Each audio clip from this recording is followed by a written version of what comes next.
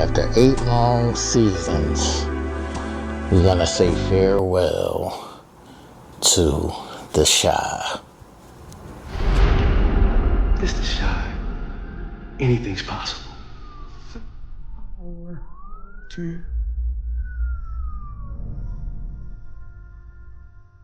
They could have wrapped this thing up in 5 seasons, man.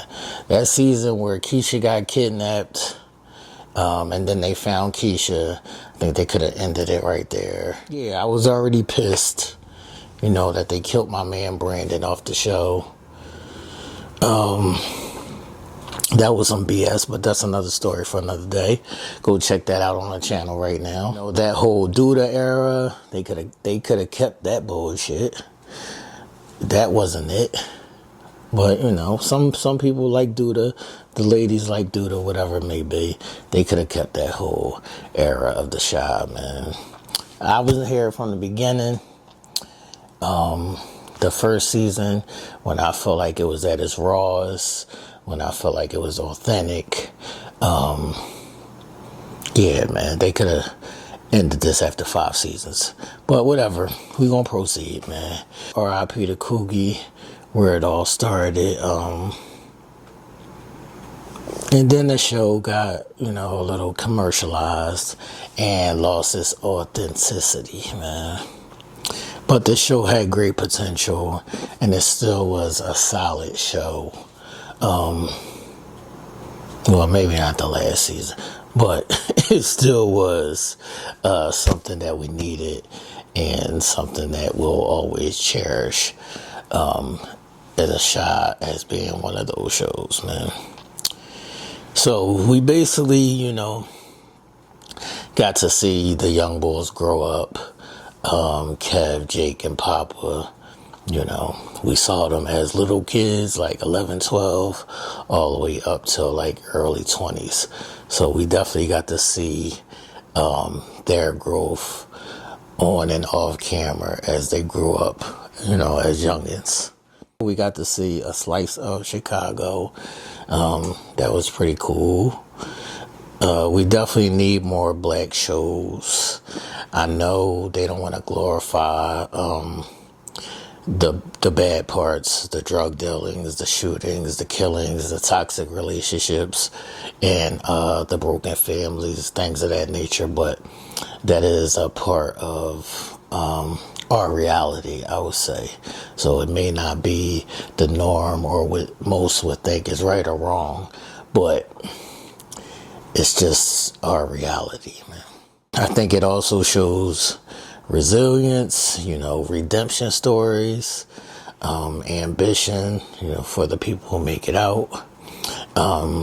It just shows a glimpse of what it looks like to outsiders, so they can see and maybe, just maybe grasp a little bit of understanding about the who's, what's, and whys of black culture.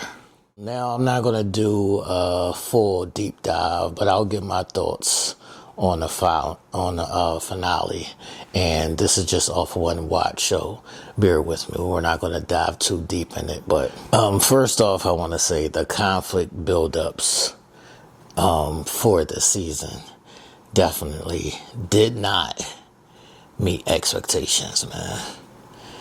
The Twisted Sister Wives, y'all don't know who the Twisted Sister Wives, that's Tiff and Keisha.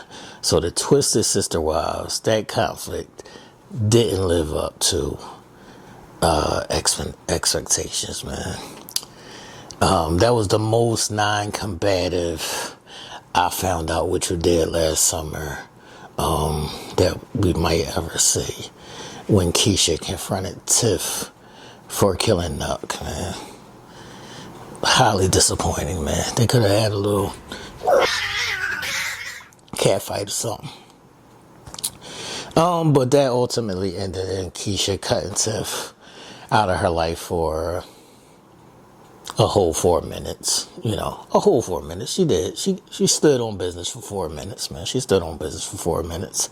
That was the quickest breakup to make up we might ever see on TV and on the TV show. But It's TV, people. It's TV. It's TV. It's TV. I will say the whole production of the wedding was a chef's kiss, man. The whole production, the whole music, the whole scenery, the reception, the best man speeches, everything about the wedding was bravo, bravo, bravo. They did that. They did it right. They did it good. It was great. You know, when Keisha was getting dressed, that whole time Keisha was getting dressed, I was thinking to myself, they better bring somebody back for this girl, man. Where's her mama? Where's Kev? They better bring somebody back for this finale for that girl, man. Even though Keisha gets on our nerves, she's definitely been through hell. So I was just watching and looking the whole time like, where's her mama? And then she appeared. Nice. They did that right. Shout out to y'all. Y'all did that right. That's how you do it. Then we had Emmett scene, you know, with his son. And it wasn't just about Emmett trusting him to hold the ring. Emmett gave his son his wedding ring to hold. It was about him showing his son that this is what it looks like to be a man, to do grown man things, to have trust and belief in people and love and things of that nature.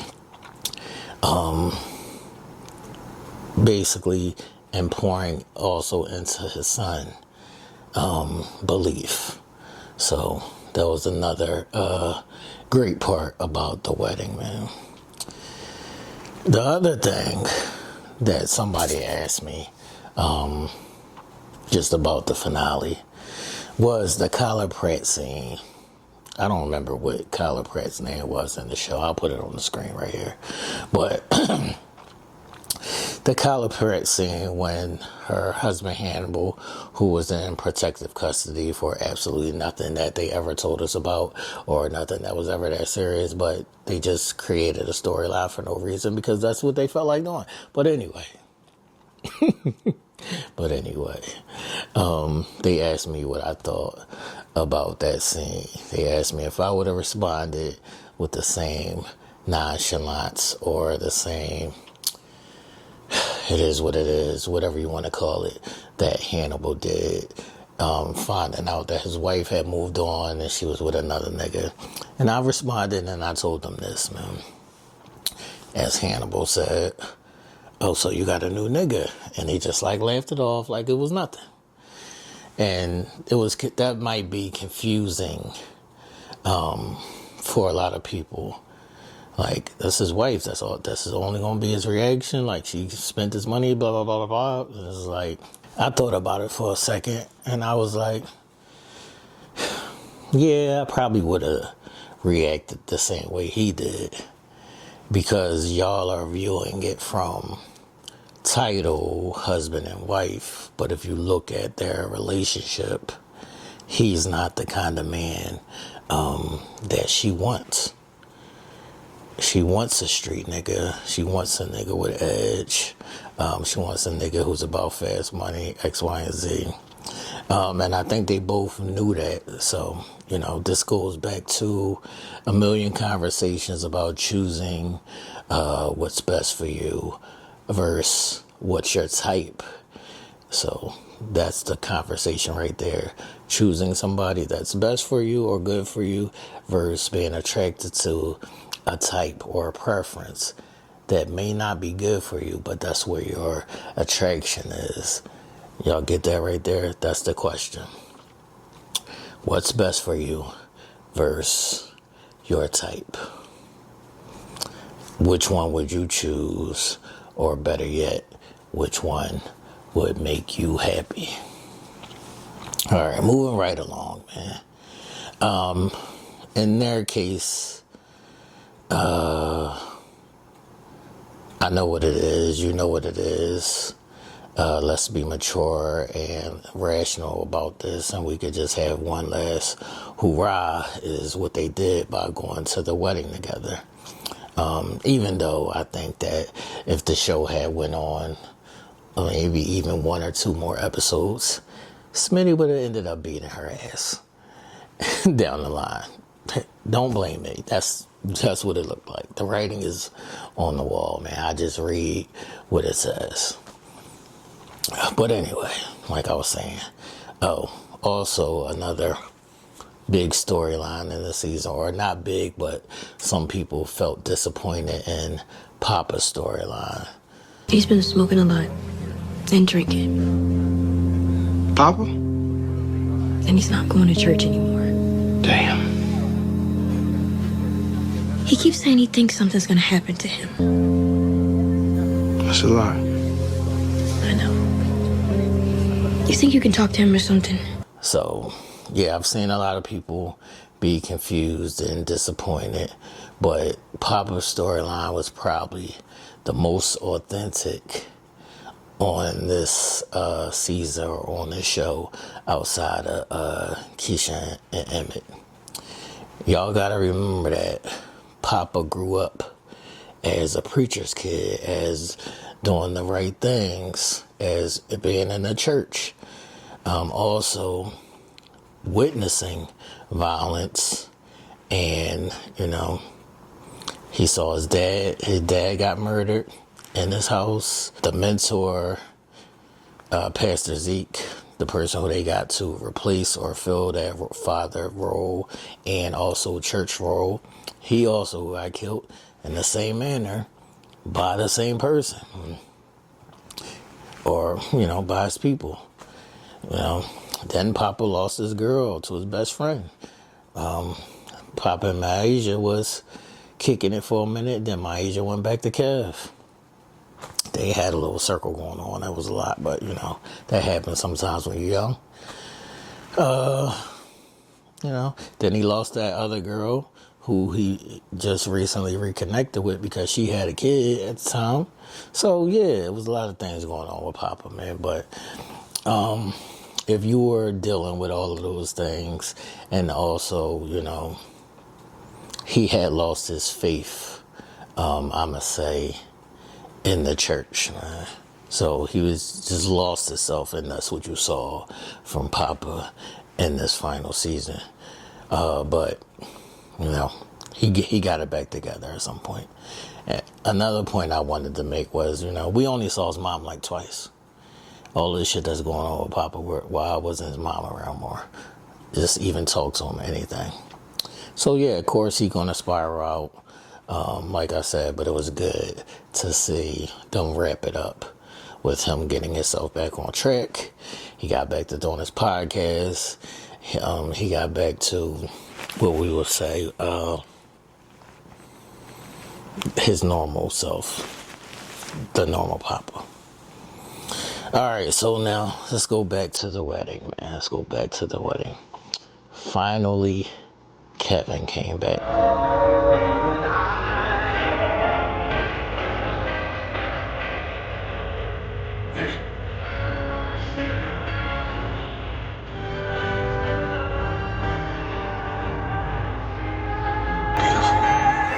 Kevin, who was there from the beginning, left the show, I believe the last 2 seasons.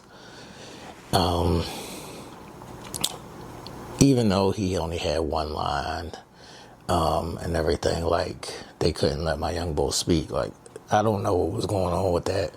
Kev nor Maisha, neither one of them, who were both huge parts of this show. Maisha got a big ass mouth, and they get to the finale at the wedding with all their friends and family, and they barely said, well, Maisha didn't even say a word.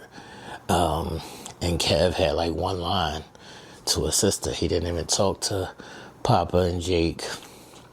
We saw him sitting with them watching the kids and reminiscing of them, but there was no speaking in that. So I know that's kind of be some kind of contract issues or money issues, whatever it may be. I don't know, but something's going on there. But there's a reason why my agent and Kev didn't speak. And I don't want to hear that it was rushed. They didn't have time to write them any lines, because that's bullshit. her mama had a whole speech. Yeah. Them being mutes in the finale was crazy. But, we'll proceed. Outside of that, everything about the wedding was cool. I do want to speak to Emmett. Maybe that should be that name. Isha. You know how they do the two nickname things. Emmett and Keisha's story is one of the ultimate compliments, man. It's about understanding and patience in their story and watching them go from Keisha hiding under the bed and all of that, and Emmett cheating or Emmett being married to Tiff and Keisha being kidnapped and raped and all of those things, to see how they both found peace within each other and understanding and patience. That's an example that we can all look to as what it could be or what it should be, I would say. So, it was good to see just about everybody who's still alive at the wedding and at the reception. The wedding and the reception did not disappoint. They did what they were supposed to do there. It actually was better than I thought it was going to be. All right, wrapping up this finale, we saw Reg crying in prison for some bullshit he didn't do. That part was sad, as the brothers just squashed their beef after their mom died, and now they're split up again. I know y'all all hated Reg this season.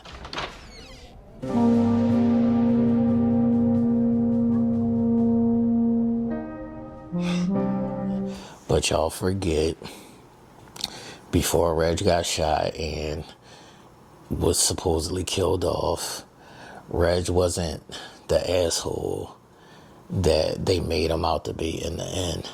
Reg used to take care of Jake when it was only him and Jake.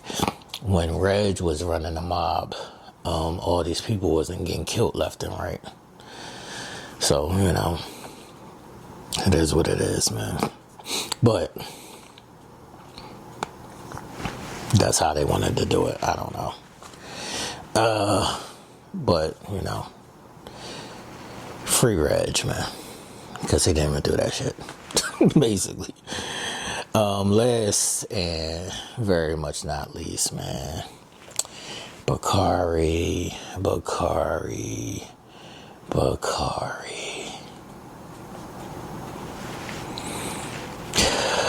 This was the most predictable, least detailed, least context, low climax in a long time, man. They played on this Menace to Society remake or similarities or just storyline, and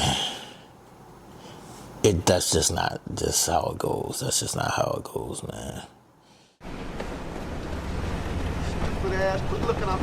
Hey, let's go twist this nigga's cap back, man. Let's go. Yo, what's up now, partner? I knew I was gonna have to deal with that fool someday. But damn, I never thought he'd come back like this. Blasting. Like I said, it was funny like that in the hood sometimes. I mean, you never knew what was gonna happen or when. My grandpa asked me one time if I care whether I live or die. Yeah, I do. First of all, let's rewind a little bit. Now, why was they emptying out Keisha's mom's house? That wasn't their stuff. I know this is TV, but that didn't make no sense that they was emptying Keisha's mom's whole house out and taking the whole house belongings to Atlanta, where we don't even know how they got a crib or whatever. I don't know, but it was just a lot going on that just didn't make any sense. The key point of this season was I seen everybody laughing and kikiing and ha-haing when Bakari beat the boy Rafiki down and then stomped him out. Like I said, following the Medicine Society storyline. It was all fun and games until they come back blasting, man. It's all fun and games and laughter until they come back blasting, man. But in a Chevy Tahoe, though, like, who does a drive-by in a Chevy Tahoe, bro? That don't happen. You know what I mean? A squatter or a fast car to get away. It's not a Chevy Tahoe. But whatever. Bakari got blasted all with a Uzi. What do the kids call it? A Draco, Extendo, Nintendo, whatever they want to call it, man. But then we just faded to black and they flash forward a year later, man. So at this point, the writing's on the wall of the writing was just lazy in this season. They had a lot to work with. They created storylines out of nowhere, and then they didn't dive into them. So it was just lazy writing. So we can go ahead and wrap this shit up, baby. Go ahead. Let's get us up out of here, wrap this shit up. Get the aluminum foil, cover up that food, whatever. Turn them lights off. We can wrap this up, baby. So they flash forward a year later, and all of a sudden, Bakari's book is reintroduced. Now Lene is pregnant, and Bakari is miraculously lived the Draco shooting, and he's sitting there with the stupidest hair, wig, whatever y'all want to call it, lace front, that we probably ever seen on TV, man. I thought they were going to show him like maybe paralyzed, but not. He wasn't speaking. There was like no remnants that he had got shot up. So, he was just sitting there looking retarded. Oh, my bad, slow. I can't say that word anymore. My bad. He was just sitting there looking slow. But there was no remnants of him being shot, except for maybe the stupid hair. But like I said, man, let's wrap this thing up, babe. We got a glimpse or just a view of the new version of kids. So instead of Jake, Papa, and Kev, we see Emmett's son and his two friends. They kind of all look alike, similarities. It's just they're showing a recycle of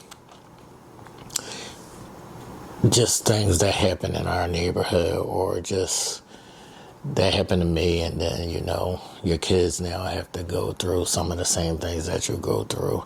I've seen a lot of people talking about they're gonna do a spinoff with it. No, they're not, and I hope they don't. I really hope they don't. Let this be over. It's over. It's over. Once they get lazy in the writing, it's over. It's over. It's over. You get us out of here. It's done. Get us out of here. It's done. I do want to say thank you to the Shy. Thank you to Lena Waithe for writing and creating this. I didn't know that she also wrote Queen and Slim. I liked that movie. Some people didn't like the movie. I thought it was a good movie. Shout out to Lena Waithe just for her vision and creativity. Even though I think she reared off the rails and went down her own narrative of the happy to be queer, and introducing transgenders and those relationships and things of that nature. I think she took the narrative of the show, which was supposed to be just raw and authentic, street tales, hood tales, and wanted to show more of, I would say, her lifestyle, or just other things. But like, I'll just say this, man. The Shy had the potential to be maybe a top 5, at the least top 10 greatest black shows, and we need these shows. We don't have enough of our people on TV, and especially viewing them in our natural habitats, whether that be, like I said, good or bad. Yeah, I think it derailed from the possibilities or the potential that it could have had, and then it started turning into an after-school special, and all these unrealistic things went down the power route. Once it got commercialized, but like I'm saying, man, we're still gonna say thank you, and I think the cast did as best as they could with what they were given. I wasn't this mad at the finale. I'll say disappointed at bits and pieces, but the wedding itself was good enough that we can overlook the Bakari situation and Tiff and Keisha 2-minute fallout. So, like I said, salute, and that's my Shy final recap. If y'all haven't seen it, go watch it. If you never watched it, go watch it from the beginning. Until the next time, people, I am the Prophet. Make sure y'all tune into the Prophecies Live Tuesday night at 8 p.m. We talk about everything. And Ask the Prophet live on Sundays, 12 to 1 p.m., where y'all can, we take questions or scenarios from real life situations. Like, share, subscribe to the channel, all that good stuff. Hit the live bell notification. And we out of here, people. Deuces.